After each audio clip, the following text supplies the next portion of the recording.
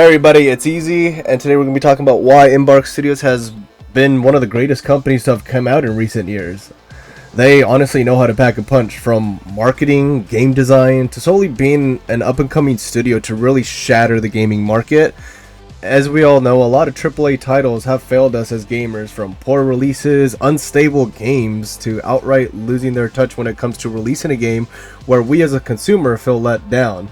But I'm happy to tell you, the Finals is not one of those games. Today we're looking over and honestly speculating on a release window with some educated guesses that will give us a better idea when we can get our hands on the Finals. As we all know, the Finals is set to release this year in 2023. There is doubts about Embark Studios on when they will be able to deliver, but so far they seem to be delivering all their promises. From honestly joining their Discord server, to looking around at the devs updates, to even asking the community, everything seems to be going smoothly.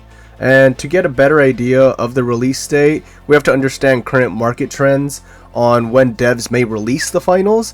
There's a lot of AAA titles that are coming out and up-and-coming studios that are releasing new games that have established their presence in the market, from solid betas to amazing trailers. I'm quite sure we've all seen them. This ultimately leaves the Finals to being able to find a window in the upcoming months where the game isn't overshadowed by other big releases.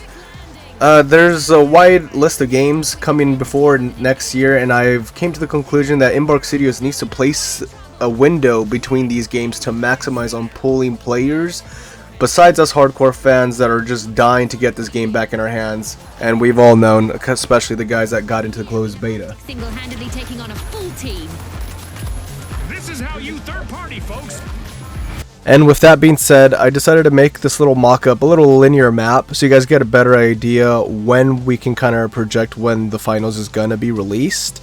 So the idea is they would want to release this game at a time where it's not getting any attention pulled from other AAA titles or up-and-coming games by new studios, such as Ad Infinitum. I think that's how you pronounce it. It's essentially to infinity in Latin. Graphically beautiful. It has a lot going for it. And then we got Mortal Kombat 1, also released in September. Witchfire, another promising game that's coming up that's graphically beautiful. Same thing with Payday 3. A notorious game, Payday 2, has a beautiful history, really respected in the gaming hemisphere. Then, with that being shown, September, obviously we're not going to see the Finals being dropped at any time soon. October and November is really the fine point where we can see any info between announcements to another beta. Like all these games that are shown here and other games I haven't listed, not all of us are going to be inclined to playing them, but it's the idea that all these studios have a lot going for them and it can pull attention from ads.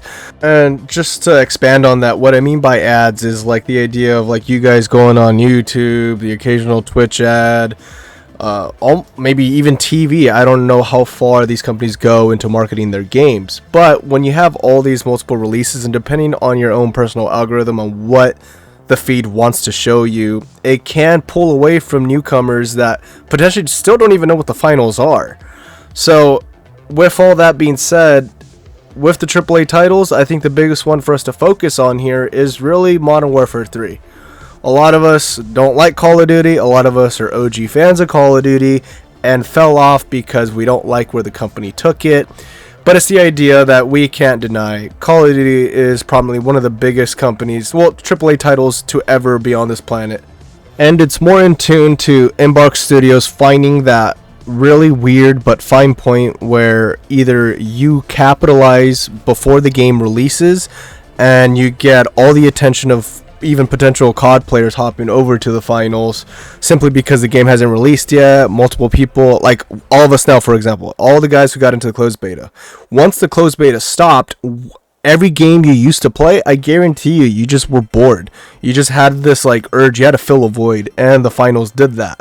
And it's the idea is the Finals going to fill in that void for new up-and-coming players and returning Finals players prior to a big release. That way, if they do for some reason like the new Call of Duty, they might put all their time into playing that game versus the Finals. With that being said, I firmly believe this is the most coherent video, besides me butchering every other sentence, that really puts together all the context clues from looking up what the devs are doing in the means of they're not going to push it back because they've been on track with everything, to when can this game shine bigger than everything else in the means of competition, mainly FPS shooters. And the finals is in a beautiful spot where they are a paradigm shift. Like, hopefully some of you guys remember, like when Battle Royales came out, it just completely broke the FPS market. You guys could probably correct me, but I think it was a DayZ mod, or was it an Arma mod? And then it transitioned to other games doing Battle Royales. Then PUBG did it. Fortnite, as much as some of us hate or like Fortnite, it's what really capitalized and just showed how good Battle Royales can be. Then games like Call of Duty capitalized on it. Yet the finals is not trying to be essentially a Battle Royale. They've made their own lore and universe to this system where, quote me if I'm wrong, but it seems like the concept of the finals is in the future, esports gets so respected to a point where the finals itself, that Coliseum, it brings in every trait of every best FPS third-person shooter you could possibly think of. So we're talking things where you're either pulling skills from you playing Overwatch, Counter-Strike, Call of Duty, PUBG, Battlefield. It brings the best quality of life techniques and game mechanics of all these games, and they just binded it into one, creating something we've never seen in the gaming market, which is why so many of us are so invested into this game coming out. So not only does it stick out from the crowd, it's trying to revolutionize FPS gaming market, and I firmly believe they're going to do that. And in order for them to do that, they just need to capitalize on attention. So as much as I personally don't like Call of Duty as much as I did when I grew up playing it, but that's the biggest contender if you want to pull attention.